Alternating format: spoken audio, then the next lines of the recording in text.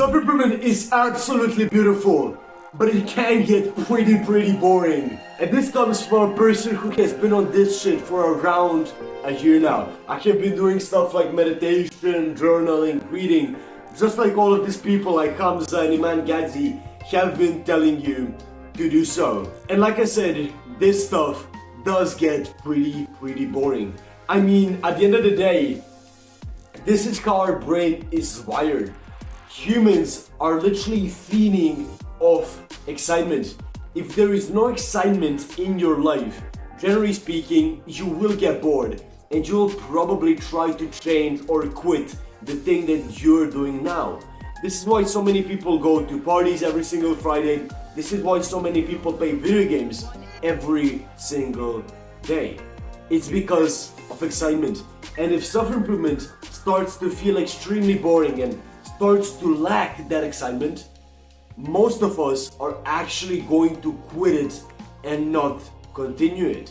But I have actually pushed through this boredom. I have actually pushed through this no excitement thing. And I'm actually going to give you some tips that actually helped me push through all of these feelings.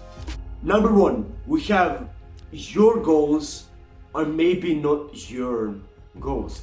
Especially in the last couple of years with coming up of Andrew Tate and people like that, you have been literally put this message in your brain that you need to be successful, that you need to have millions, if not billions of dollars in your bank account, and that those things should be your ultimate goals. That literally driving a Ferrari is the pinnacle of life for a man, and that you should have multiple lives and all of this stuff. But simply, everybody has different goals. Everybody wants different things from life. Not everybody and not every single man needs to have billions of dollars to actually achieve his purpose. And maybe you got on self-improvement to actually acquire these riches and stuff like that. But all of this stuff is maybe not your true purpose. Look, men are literally living off of purpose. If you remove a purpose off a man's life, he will not actually want to maybe even live. A thing without purpose isn't worth doing. So if we actually want to stay on self-improvement maybe for our whole life, we need to find purpose within it. We need to find and set these goals in our life that are actually made for us. We need to dive deep into ourselves and really find what is kind of the purpose of our life. For some people, purpose might be literally just improving themselves constantly. For other people, it might be literally teaching others. It might be helping people. There's so many different purposes that you can actually have, but you need to find the one for you. It doesn't have to be that deep, but it has to be important to you. And it's actually quite confusing to find this shit, but I'm going to make it really simple for you. What is the most important thing in your life right now? That is most likely your current purpose that you need to focus on right now. Number two, we have you are doing it alone. Look, humans are social creatures. Ever since like the caveman days, we have lived in tribes. We have literally built all of the societies together.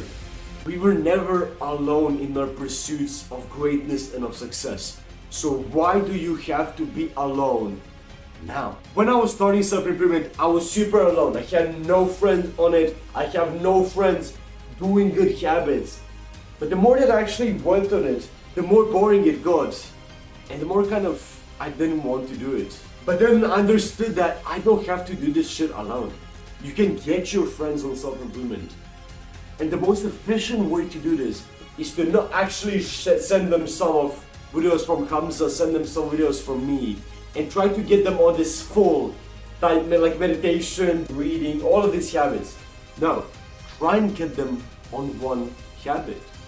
This is how you're going to make that one habit extremely exciting for you, because you're going to have some friends and you're actually going to be holding them accountable and they're going to be holding you accountable, And that is going to feel so amazing. So try and get your friends on some habits that you might think they enjoy. It can literally be like going out for a hike every here and then. It can literally be doing some form of cardio, maybe doing some form of martial arts together, or just going to the gym and lifting some weight. Men actually bond the best when they're exposed to some form of physical pain and physical challenge. And you can use this to actually improve yourself more efficient and to get your friends on self-improvement with you. And the last spot, we have actually reflecting. Look, my friend, what do you think is the reason of self-improvement getting extremely repetitive and extremely boring? It's because of the habits. If you do one habit every single day for months and months and months without changing it, without refreshing it, and without actually kind of reflecting on it, it will get really boring and really repetitive. So what we need to do is to actually try and reflect on our self-improvement journey in the last couple of weeks, in the last couple of months, and to really see what are the habits that helped us the most and what are the habits that actually didn't help us as much. And when we do this, we need to focus more on the habits that actually helps us improve and kind of slack a little bit. I know it sounds bad, but kind of slack off those habits that haven't been helping us much. Or we can actually try and kind of refresh our habits. For example, if you find meditation to be super boring, maybe you will find deep breathing exercises to be much better for you. You can go and try that. If you find regular journaling super boring, maybe you should go and try stuff like gratitude journaling out. If you're actually finding self-improvement books to be extremely boring and extremely repetitive, maybe try and actually read some fiction. I know this might sound really uninteresting for you right now because you've been told that fiction is really bad, but it might not be.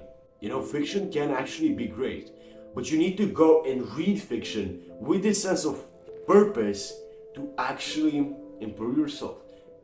Take close attention and observe these books with this sense of self-improvement lens, and it will actually help you get a little bit of excitement because you will feel like, hey, this book, I'm really enjoying it, I'm going to continue reading it, because fictional books are generally speaking more exciting than non-fictional books. It makes a lot of sense. So I think that just by refreshing your habits a little bit, you can actually start to enjoy your journey a lot more. If you have my Discord community down below, and make sure you click and watch the video on the center of the screen right now. It's a beautiful video and I think you're going to enjoy it. Anyways, that was it for this video. I'm Fade Reason, and I will see you tomorrow. Have a beautiful rest of the day, my friends, and peace.